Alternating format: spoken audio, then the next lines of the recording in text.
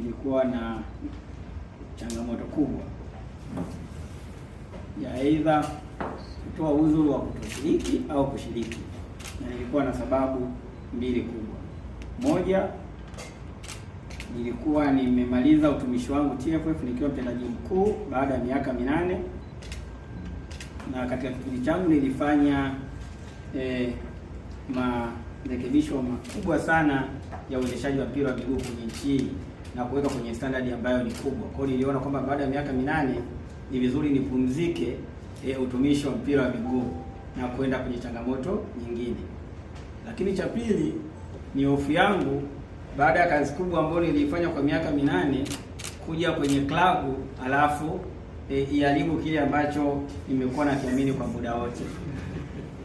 Kiukweli nilikuwa na waza na kutafakari, lakini nikasema kwa mambo mawili nikafanya maamuzi kwamba kwa nafasi yako kama Commissioner General kuniteua na kuniandikia barua, siwezi kuwa na kisingizio chochote.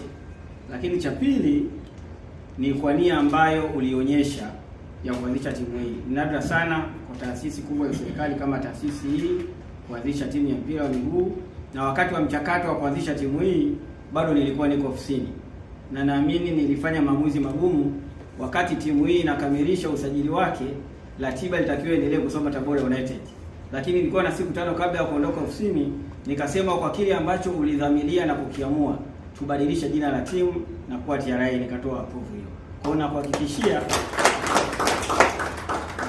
Mheshimiwa Mwenyekiti kwamba sisi kama wajumbe wa bodi na mimi binafsi nitatumia uzoefu wangu wote ambao nimeupata kwenye mpira wa miguu ndani na nje ya nchi kuhakikisha zile jitihada na uamuzi wako mgumu visipotee bure. Asante sana.